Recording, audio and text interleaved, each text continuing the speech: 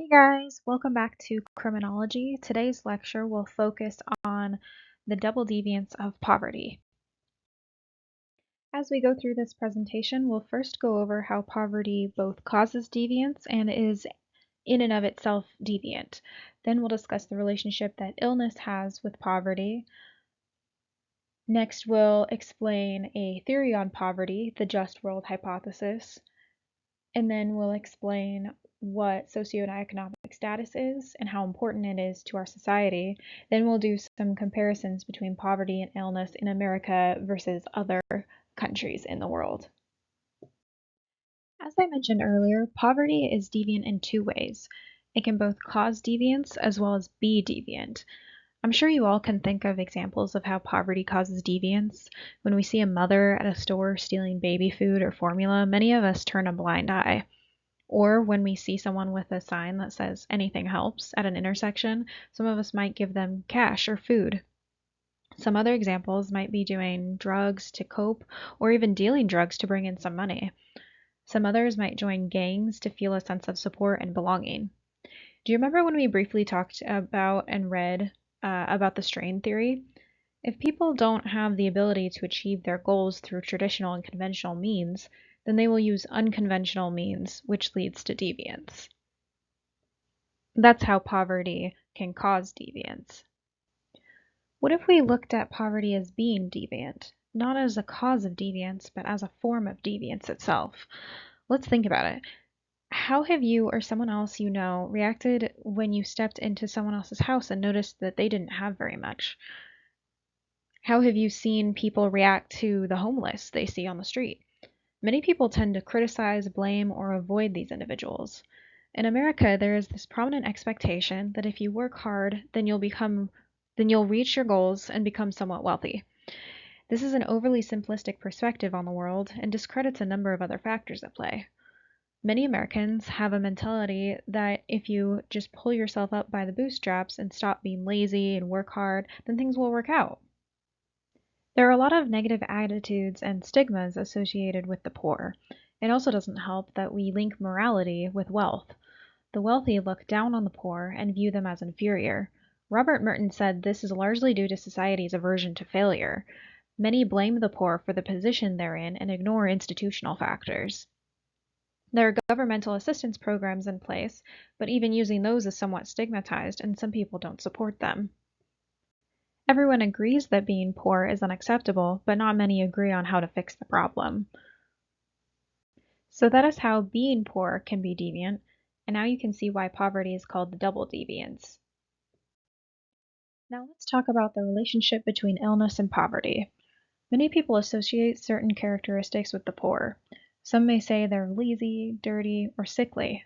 Even medical professionals associate the poor with ill health, social, mental, and medical. Oftentimes, they're treated like outcasts. The reason they're associated with poor social, mental, and physical health is because they can't always obtain the resources necessary to stay healthy. They might not be able to afford therapy for their mental health, or a doctor's visit, or a surgery for their physical health. They're at a disadvantage. And since it's so common, people just connect illness and poverty together in their minds like peanut butter and jelly. After discussing poverty, deviance, and illness, let's try to apply one of the theories that was covered in this chapter. There are lots of people who thought about how others viewed the poor. Why are people poor and how did they get there? One of those theorists was Melvin Lerner. He developed the just world hypothesis. He realized that a lot of people view the world as just and fair. They believe people deserve whatever comes to them. So whether you're rich or poor, you deserve to be wherever you are. It's a cognitive bias that leads people to say phrases like, you reap what you sow and you made your bed, now lie in it. This essentially puts the blame on the individual, which goes back to the victim blaming we discussed earlier. Lerner did not endorse this perspective.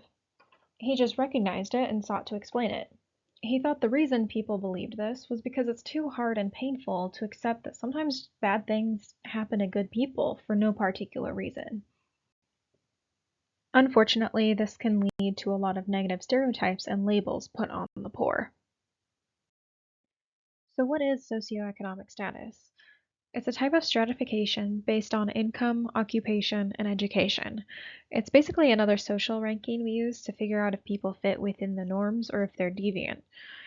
SES is connected to morality.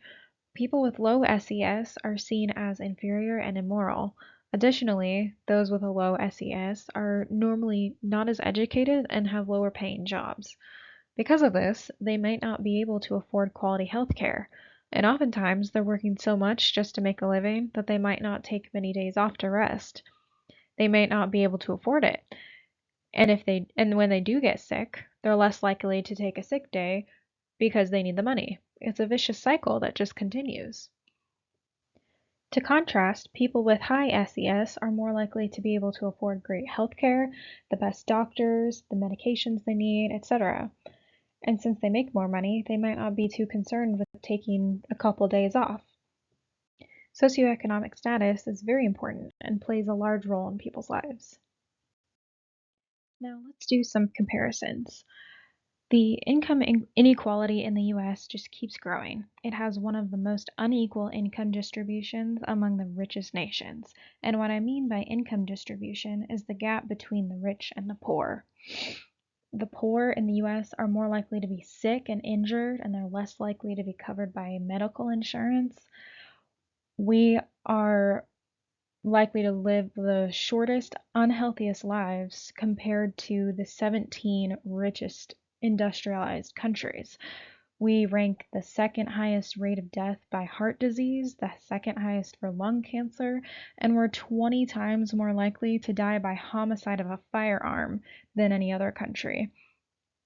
Additionally, our individualistic mindset leads us to make a lot of risky decisions, like not wearing a seatbelt or a helmet or being irresponsible with a gun.